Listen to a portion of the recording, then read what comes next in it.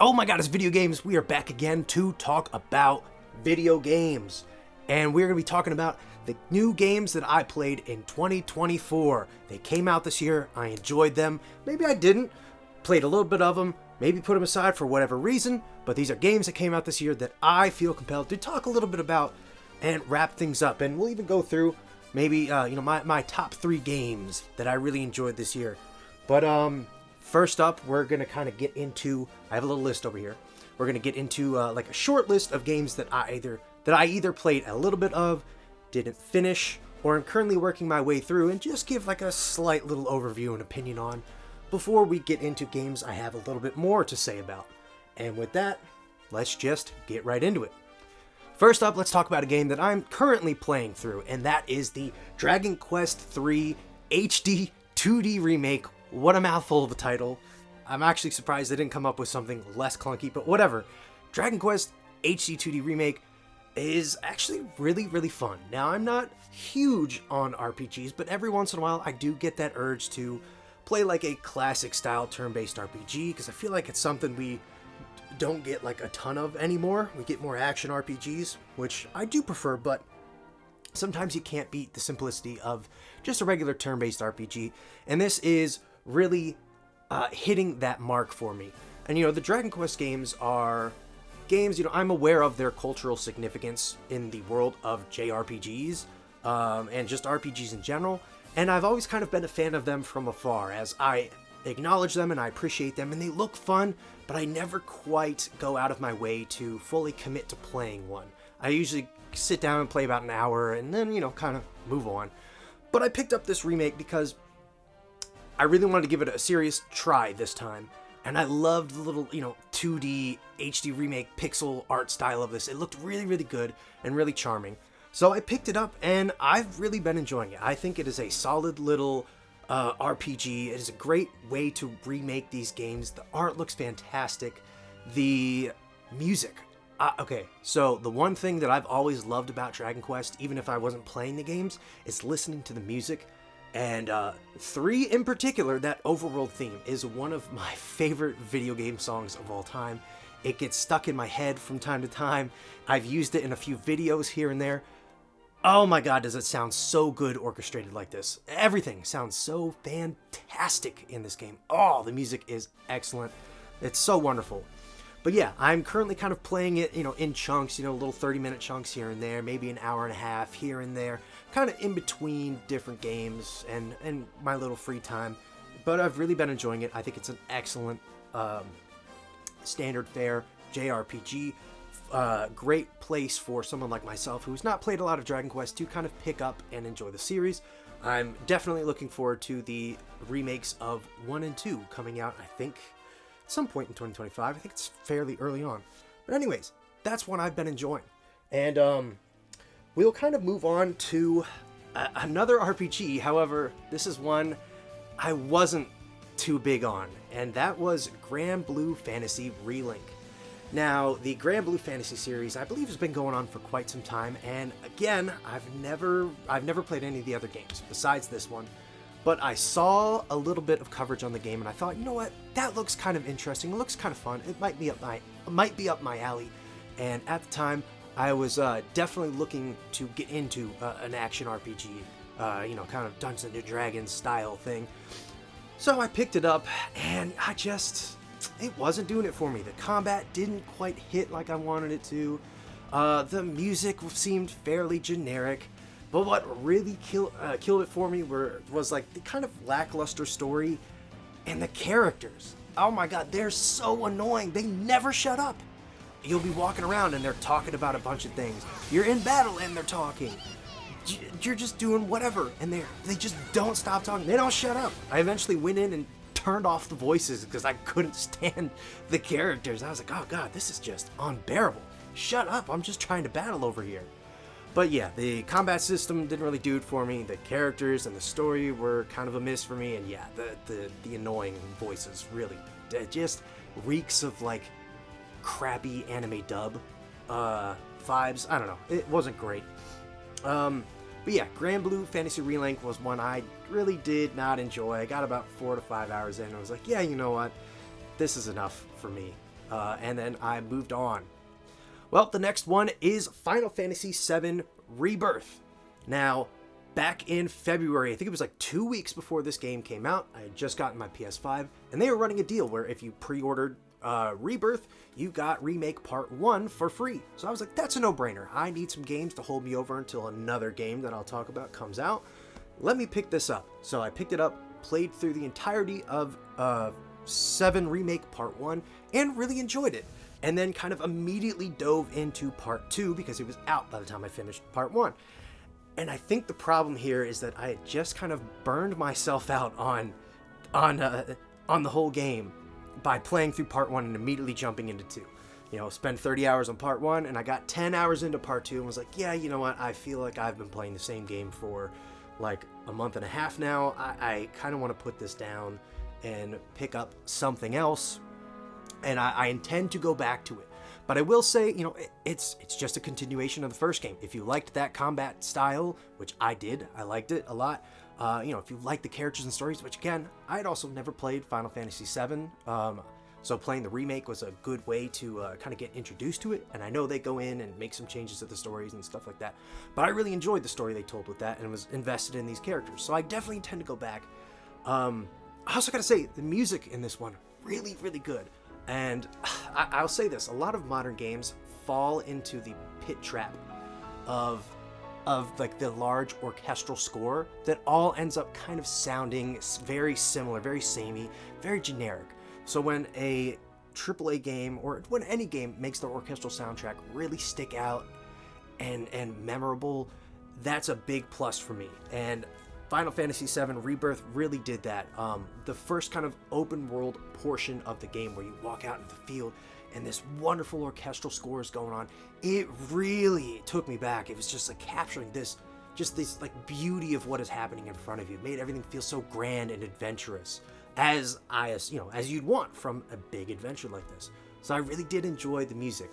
Like I said, I will probably come back to this at some point. I will say that at the time I'm not a very big open world RPG kind of guy, so I've not played a ton of them, and going from the Final Fantasy Remake Part 1, which is a more linear experience, straight into this more open world experience was a little daunting and also kind of turned me off as well.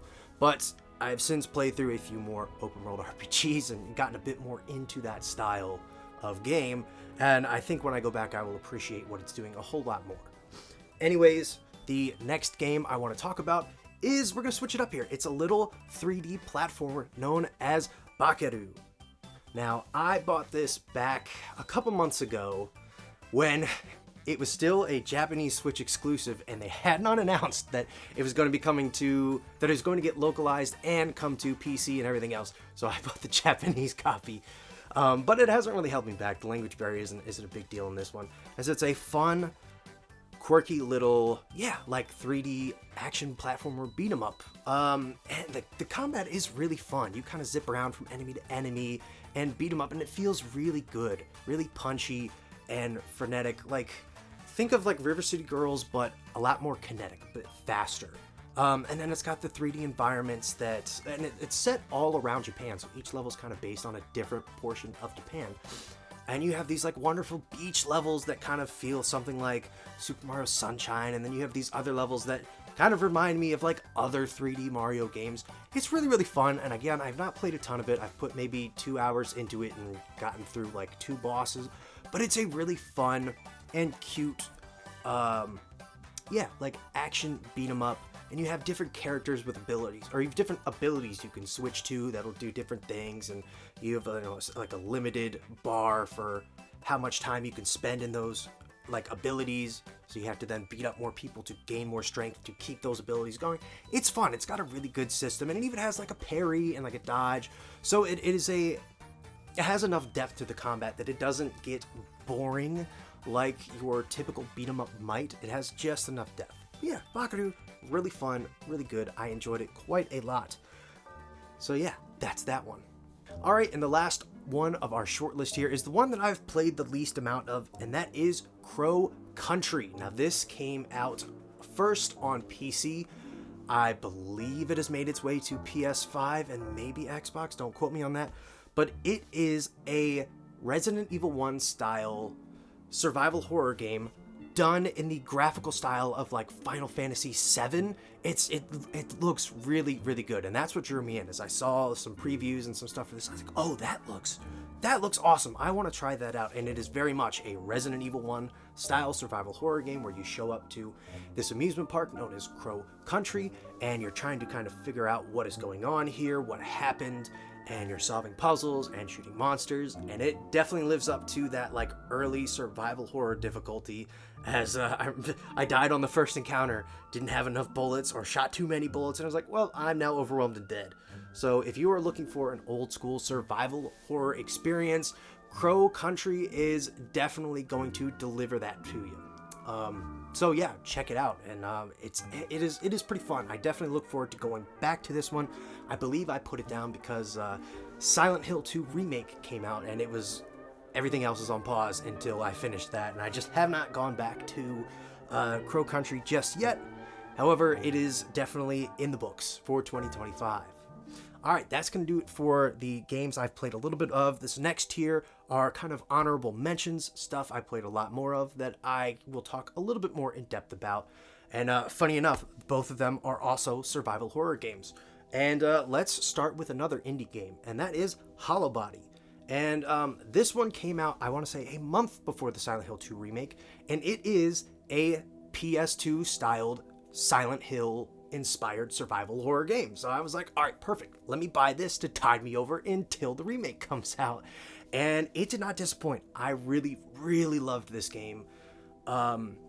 You play as a woman whose name I'm going to completely forget, but she is looking for her partner who went missing on an expedition in a vacated part of a dystopian cyberpunk city. So that's kind of a nice twist on this, is that it's not just abandoned town. It's like this is a portion of the city that has been completely abandoned, I believe because of some sort of like nuclear fallout or some sort of virus outbreak. And you go in and it is all disheveled, as you'd expect, much like a Silent Hill game. You're solving puzzles and walking around and rationing ammo in true survival horror fashion. And it really does nail that atmosphere while also having its kind of own unique aesthetic and spin on it. And the story delivers just enough. The little twist at the end and what I got from it was good enough for me to be like, oh, okay, all right, that's like decently thought out. It's no Silent Hill 2, but not many things are. But I really enjoyed it. I will say there's a couple flaws, and something that Silent Hill and a couple other survival horror games do really well are taking advantage of the space they're given. So in Hollow Body, you will find a lot of rooms you can go into, and some of them are just like empty. They don't really have much of a purpose. Like there's no ammo, there's no key items. Sometimes they're just there. Whereas in like Silent Hill, you will usually have a key item, at least some sort of item, maybe like a spook or a scare, a good gag, or even just an enemy to waste your time. And this game feels like it didn't quite dial that in correctly. It especially shows in the first area, which is abandoned apartments. So you kind of walk into a lot of similar looking rooms, and you're like, okay, well, this one's empty and has nothing for me. What was the purpose here? But then in other cases, it does a really good job. There's like one room in the apartment complex that is almost like a direct send up to Texas Chainsaw Massacre, where there's a bunch of bones like strung from the ceiling, and it's really creepy, and it does a really great job. But yeah, this is a great game. It's a little short, about 5 to 6 hours for my first playthrough, probably about 3 to 4 on a second playthrough when you know what you're doing. However, I played this about a week out from launch, and since then they've updated the game and have apparently expanded a couple of areas and added in a few more puzzles, and I believe they might have mentioned something about another boss in there. So if you're picking this up now, you've got even more game to enjoy, and it'll probably last you even a little bit longer. So yeah, if you are a Silent Hill fan, this is a no-brainer. Pick this game up. It is excellent. It is a good, kind of short game. It's not going to waste your time, but it's also not going to waste your money. I really enjoyed it, and its aesthetic and its story, and it really does look like a chunky PS2 game. It's great. I loved it. Highly recommend checking out Hollow Body. And you know what? It was also, I believe, just developed completely by one person. They did the game, the graphics, the music, sound design, everything. And that's a hell of an accomplishment. So check out Hollow Body if you have not. Okay, next game is one that snuck in at the very end of the year for me, and that is Alien Rogue Incursion. Now, this is a VR-only game, and it actually is one of my first VR experiences. I went out of my way to buy a VR headset to play this game, and I gotta say, it lived up to the hype and to my expectations for the most part. So, this is, it's a survival horror game, but it is also a Metroidvania. And I know there are a few first-person shooters that have done this before, but I think it's kind of few and far between, and it works really well with the Alien franchise. As you play as Zula Hendricks, and you've been contacted by a friend of yours, and they need some help on this. It's not LV-426, it's another LV planet. So you're heading in to check out what's going on, and you crash land and find out that there are xenomorphs all over the place, and shit has gone down. So you've got to repair your ship to leave and find the person you're looking for. Yeah, and with that, you're set out on this, Metroidvania experience of where you've got one big facility, one unbroken gigantic map that you are then having to get key cards to open doors, upgrade key cards, solve small puzzles to progress and make your way through the building. And it really works because, at first it's very daunting. You don't know where anything is. You do have a map. But yeah, as you get further and further into the game, you're like, oh yeah, I recognize this area. I know this. Okay, operations, I need to go back there. That's up on the 3rd floor. I'm down here in the sub-basement. We got to make our way over there. So it really works as a good Metroidvania. But I also want to emphasize that this is in fact a survival horror game. So it is very much coming from the Alien Isolation school of survival horror. And that I mentioned, you're solving puzzles and making your way around. And even though you're given a gun, multiple guns, pulse rifle, shotgun, pistol, you absolutely have to ration your ammo. There are multiple times in this game where I was out of pulse rifle and shotgun and having to take down xenomorphs with just a pistol and really having to be strategic with where I was and where I was running and if I was going to shoot, So it absolutely nails that survival horror tension, of rationing your bullets and your health. But that also is kind of one of the downsides to the game, is that I feel like it starves you of ammo just a little too much. Ammo does not replenish throughout the game. It is there are plenty of lockers and boxes and suitcases full of stuff throughout the adventure, but once you've taken stuff out of those suitcases, none of it ever comes back. Even in the save rooms, that ammo does not come back. It is, once it's used, it's gone. And you can only carry, I believe, 4 clips of pulse rifle ammo, 24 shotgun shells, and a handful of pistol bullets. So if you leave something behind, it'll probably still be there on the way back, but there's no guarantee if you ever stumble upon it again. So yes, rationing is a huge part of this game.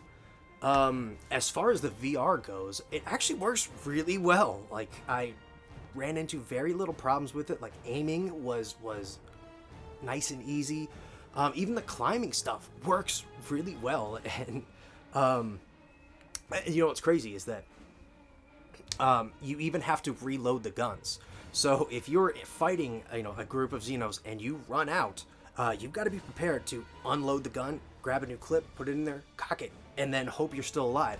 Or if you've got the shotgun, you've got to individually load each bullet into the gun and then cock it in between shots to make sure you're landing hits. So it gets really, really tense, and you really have to adapt to, okay, I'm probably going to be walking into a big fight here. Let me make sure all of my guns are loaded at full, because if any of them aren't and I run dry, I'm screwed.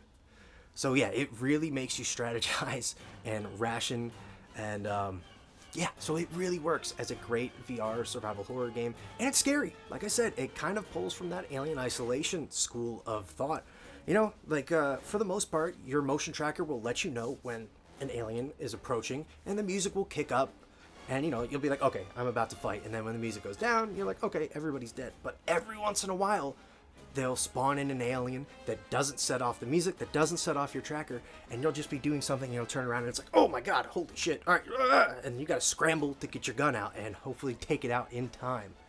So yeah, this game works really well. Now, like I said, I did mention that the lack of ammo is occasionally a problem.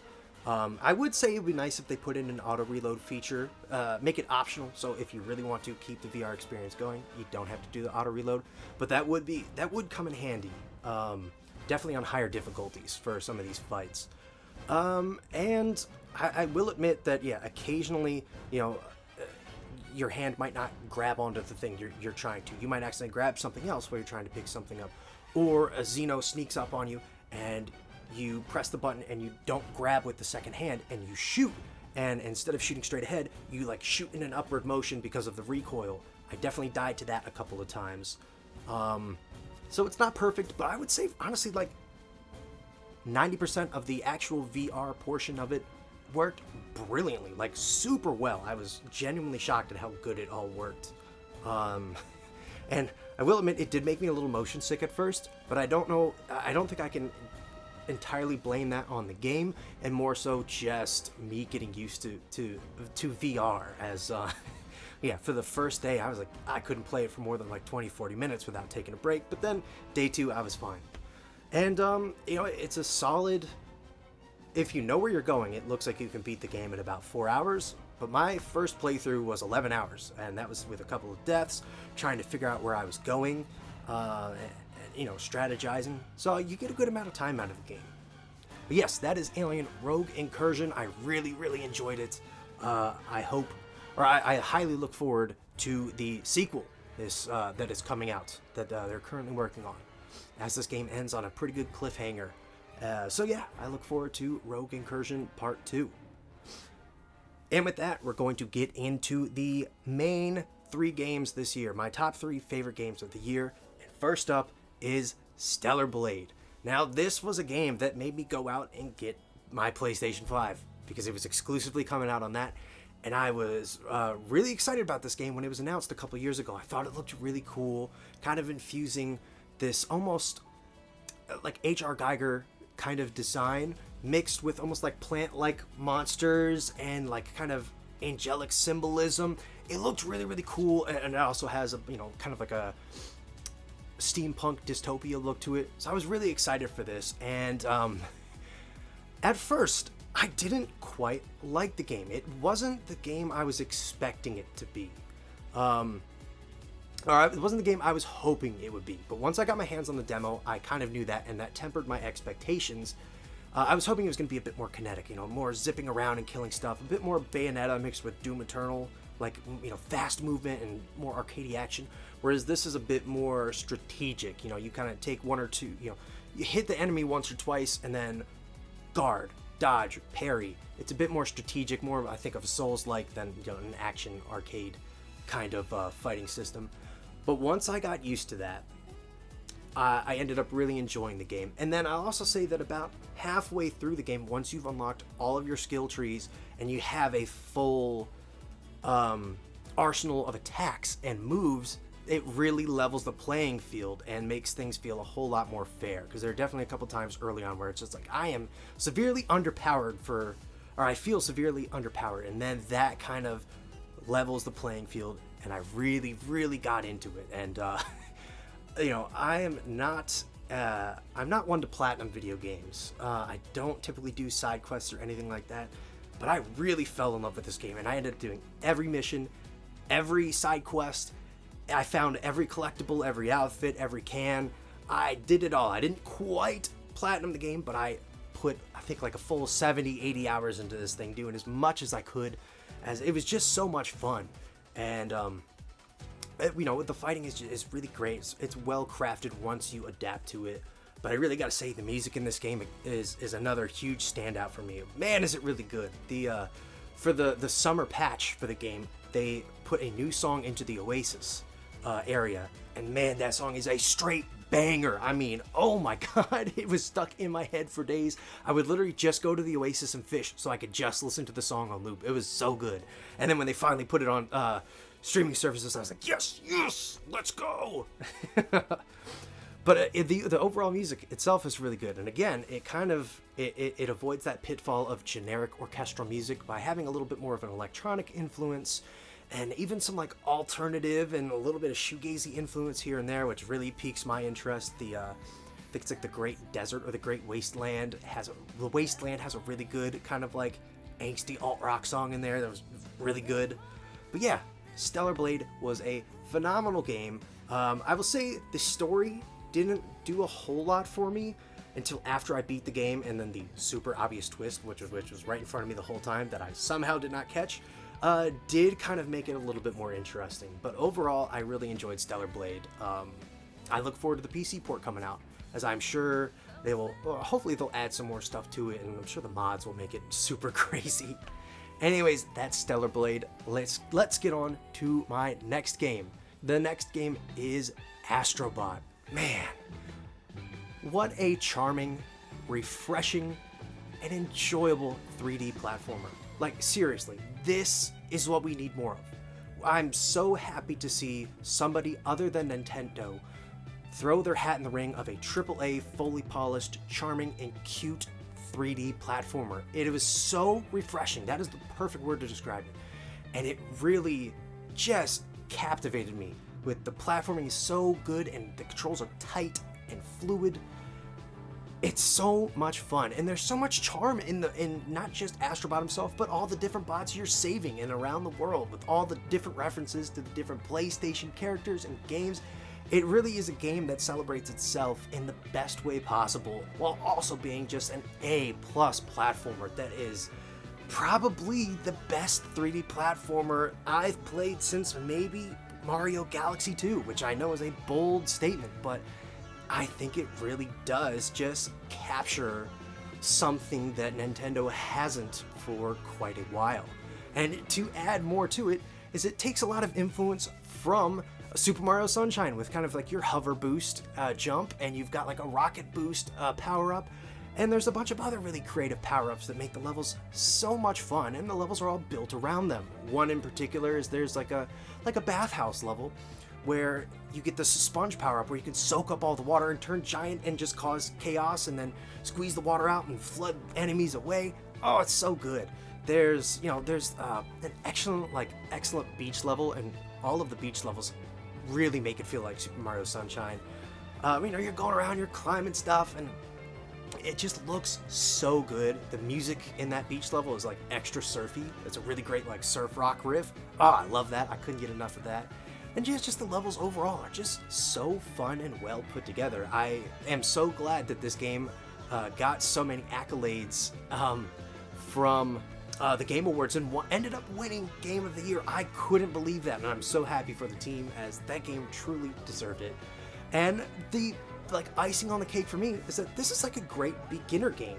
It has just enough challenge for people like me who have been playing, platformers for a long time, but somebody like my wife who doesn't really play video games really wanted to try it out, and we ended up having a great time to where we would pass the controller back and forth for each level. Oh, you want to play this one? Okay, you play that one. I'll take that one. I really want to play that level, so let me do that one.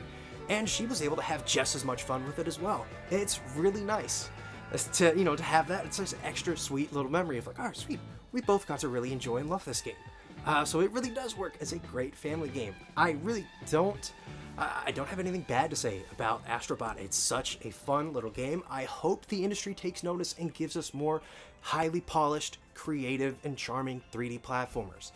I think that's something that's been missing, or has at least gone underground for the last handful of years, maybe decade. And I know that the indie scene has been doing stuff with that, like Penny's Big Breakaway, and like I mentioned earlier, Bakaru. But it's nice to see a big publisher throw their hat in the ring with this kind of thing. It's nice and refreshing. All right, and let's get to my game of the year. But real quick, I apologize for the extra gravelly voice as I was recording the different parts for this. I came down with a cold or whatever, so you're gonna have to deal with extra deep voice, retro Drew gravelly voice today. Anyways, As it should come as no surprise, my game of the year is none other than the Silent Hill 2 remake. Never in a million years would I imagine that not only would we get a Silent Hill 2 remake, but it would be amazing. I cannot believe it that Blooper Team did not mess this up. I know there was a lot of trepidation and a lot of caution from fans and a lot of people that definitely thought this was going to fail. But as more stuff was revealed, honestly, my faith in the game just kept growing, and honestly, I'm so glad it turned out the way it did. It is an excellent remake that in some ways and in some regards is better than the original. However, I will say it's not a perfect game. It has some problems, and I think all in all considered, and maybe this is more nostalgia talking, I think I still prefer the original, but we'll go through it here. The Silent Hill 2 remake is fantastic. What I love about the game is that they've gone in and they have expanded the town a little bit. Not like making it really bigger, but they've expanded the amount of buildings you can go into and explore, and it really still captures that Silent Hill vibe, where stuff is run down and it's wet and it's decaying, and it even brings in a lot of that Silent Hill 1 influence, where there's a lot of like rust and like chain link fence. And that's something that I don't think you see in the original Silent Hill 2 all that much. It more so takes on like a decaying kind of theme. It's hard to kind of put into words the slight difference in aesthetic, but it is there in those originals. However, in this game, it marries them perfectly together and creates a wonderfully Silent Hill vibe. But yes, the different areas you can now go into and the different buildings you can now explore in the town really feels like it opens up the game just a little bit more, lets it breathe a bit more.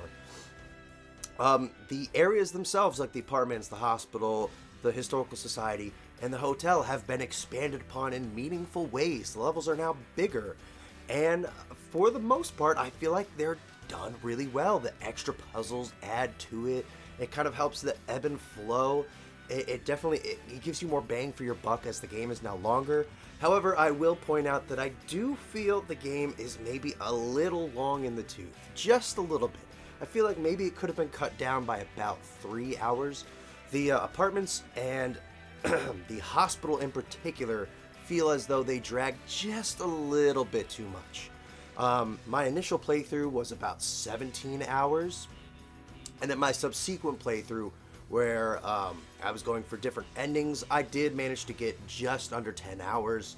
I would say most people it's probably going to take you about 12 to 18 hours, which again, I still feel like this game probably benefits from a slightly tighter flow.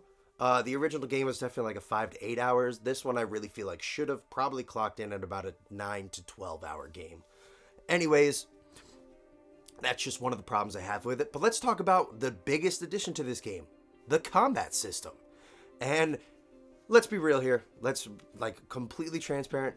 The combat in the original Silent Hill 2 sucks. It's not good. It never has been good. However, Silent Hill has always been a story-driven game, so it was something that was easy to excuse. And while the combat in the new game here isn't amazing, it is actually, it's a huge step ahead of the previous combat system. And I think you can forgive its missteps thanks to the inclusion of the dodge button, which grants invincibility. If you are ever in danger of any kind, spam that dodge button and you're 9 times out of 10 going to come out on top or untouched. So you can kind of forgive the semi-clunky combat in the new game. However, again, it is far tighter than the original, and with there being very limited enemy variety throughout the game, you really have like the nurses, the mannequins, and the lying figures. You really only have 3 enemy types that you'll be in close combat with that you'll have to learn their patterns. Unlike the first game, you are forced into a lot more combat situations in this game, so you definitely have to get used to that combat. And what I found best was that, the steel pipe worked best on the lying figures and the mannequins, but for the nurses, that was when you want to bring out the gun and actually just shoot them. They're a lot stronger, but the other ones can go down in about 3 to 4 hits, and you can kind of take care of it. I will say the game doesn't suit itself too well to being attacked by multiple monsters at once. Like, a single one-on-one combat is more of its stronger suit. So I do admit that when you're surrounded by multiple enemies, whipping out the pistol is also probably a much safer bet. But overall, combat, very good. And speaking of the combat, we have to talk about the bosses. Once again, in the original game, the bosses feel so quaint. They feel kind of undercooked, especially after playing the new game, because they really take these boss battles and turn them into a real spectacle. They feel like a boss battle, and I don't think it takes you out of the game. It's nice to see Flesh Lips kind of come down from the ceiling and have like these spider-like, cage-like arms to crawl around with. The Abstract Daddy fight is excellent with the multiple forms and it really playing into the themes of Angela's story. I love that they kept the original Pyramid Head boss fight in there for the most part. Us old heads can be like, okay, can I still just circle strafe Pyramid Head this whole fight and not shoot a single bullet at him and he'll still decide to leave? Yeah, you can totally do that. It's nice to see that they've really respected the original game in like almost all aspects, especially the story. My biggest complaint before this game came out, and I was telling this to anybody that would listen, was I was very much in the camp of if they changed a single line of dialogue in this game, they would fuck it up. And now they've done that, but they did it in such a brilliant way that does not over-explain everything. It is not like on the nose about the themes. There is a such thing as subtlety in this game, which is something I can't say for certain other Silent Hill games. If you want to give a more recent example, something like The Short Message, there is an extreme lack of subtlety in that game, and it really shows, and it hurts that game a lot. Whereas in this game, they maintain all of that. And they've even expanded upon the story with, one or two extra cutscenes. I believe you get one with Maria, and then you get a brilliant one with Angela right before you get to the Historical Society, where you find her and mention to her something about, have you seen a little girl? Have you seen Laura? And she kind of gets this like PTSD flashback look in her eyes and just goes, little girl, get the hell away from me, don't touch me. And those who know what's about to happen are like, it's great. It's a great little subtle nod to Angela's story that's coming up. And those who know are like, oh, this is good. This is a little bit more character depth than we got from the original. And those who don't know, it doesn't spoil the surprise of what's about to happen in the Historical Society. So I gotta say, they really did a great job with that. We have to talk about the voice acting. Now, I, for one, will forever love the original voice actors. They're excellent. I mean, James and the original Mary are some of my favorites.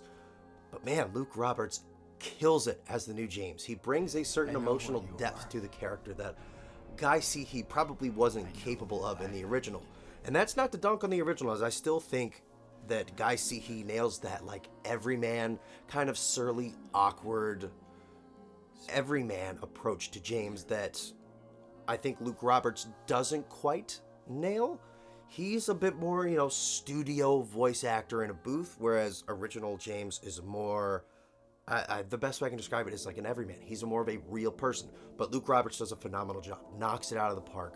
I really love what he brings to the character of James. The guy who does Eddie, oh my god, he's better than the original. Does an amazing job.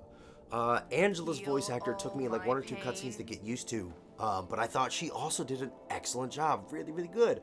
And of course, Mary and Maria are both excellent. I still will always prefer the original letter read from Silent Hill 2 with the original Mary. That I still think is the best performance of any of these games. But the new letter read is still excellent. Oh, it's so well done. Okay, quickly, let's talk about the music. I've got to say that I still prefer the original soundtrack, but some of the reworked versions in this game are better than the original. I've got to say, when you first meet Mary at Rosewater Park, the track that plays there takes on an almost like Ennio Morricone's 1960s, 1970s, like Giallo film kind of or Giallo score to it. It's really, really well done.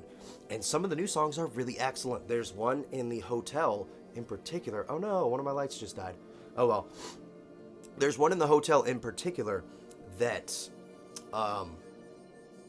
it is very Silent Hill 1. It's very just like distorted noise. And it really, really got under my skin. And not a lot of horror games can do this. For the most part, horror games don't bother me like that. but this one genuinely got under my skin and unnerved me to the point where I had to put the game down and stop playing for like 30 minutes to kind of collect myself. Very rare feat for a horror game, so this one does it excellently. Real quick, I'm going to fix that light. Alright, now I did mention I did have some issues with this game. As I said earlier, I feel like certain levels drag a little bit too much. The game could have been cut down by a couple of hours. The combat, not perfect, but a large step ahead of what it used to be.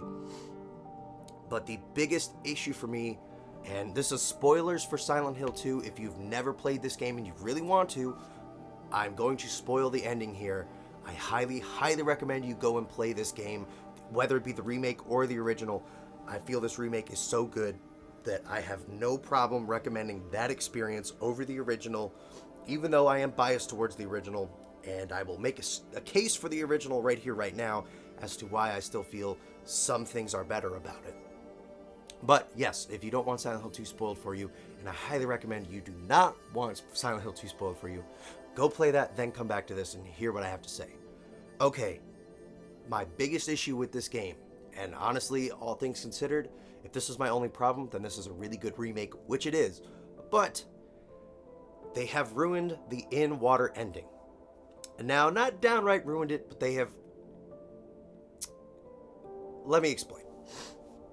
The in-water ending, if you do not know, but it essentially is James cannot live with the guilt of him killing his wife and decides that the only way to go on is to drive his car into Toluca Lake and kill himself. And what they are lacking in the remake is that in that ending in the original game, you beat the boss, and there's a very, very important bedside cutscene between James and Mary, where James kind of, gets to talk to her one last time and, say, I'm sorry I did this to you. I couldn't see you suffer anymore, but the honest truth is that wasn't the only reason behind it. You took our life away from us, and I resented you for that, so I killed you.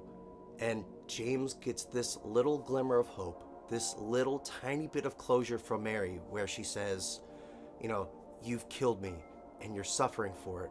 That's enough, James. And then she dies in front of him one more time. And James just gets that tiny little bit of closure, but still feels this immense guilt of what he has done, and decides that he still cannot go on living, and feels the need to commit suicide. And in the remake, they completely cut out that bedside chat. It just cuts straight to James in his car, being like, I can't go on, and he drives into the lake. And while that might be a slightly more realistic approach to it, I feel it vindicates some of James's validation for his choices, or for his choice to do what he does. I feel it takes an immense amount of character depth and emotion from his decisions. There's a weight to the original ending with what he gets that little bit of closure and still decides he cannot go on. But without that, it just feels empty. It feels more selfish. It doesn't feel as earned. Now, of course, this is all just a personal gripe I have with the game. And I really do wish that they would put that little snippet of character growth back into the game.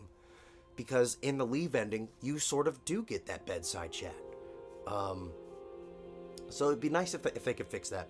But that is my main gripe, is that I feel like it takes a little bit away from James's character, his growth, and what is inevitably one of his endings. And for me, the in-water ending is the most canonical of them all. It feels most appropriate. It feels like that is really the most thematic and appropriate ending to his character. It's a very tragic ending, but not all endings are happy. And honestly, in this case, I feel like it sort of is a happy ending for James. While he can't continue to go on living, he feels this is the only way he can get closest to Mary and be with her again. So it's a kind of, almost Romeo-Juliet tragic love ending. But yes, without that, I feel that the new in-water ending is missing something. And they almost tried to remedy it with some of the new endings they've added to this game. They have one called the Stillness ending, where you sort of get that little talk between James and Mary, but it's just in his car, and she kind of gives him that little bit of forgiveness. But in that ending, James does not get Mary's letter. He doesn't get the letter read. So again, it just doesn't work for me, because that letter read is so important to the end of this game that without it, the context of everything changes. So anyways, that would be my biggest and really truly only gripe with the Silent Hill 2 remake.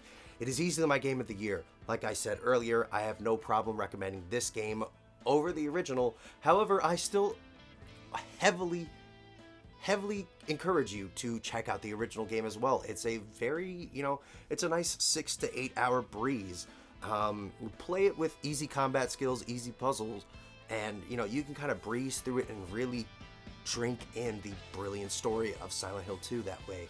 Plus, I will admit, I think that the graphical style of the PS2, the kind of grungy dinginess of it, really does work for that original game. It works in its favor of kind of capturing a specific atmosphere that in most ways is captured in the remake, but in some cases is not.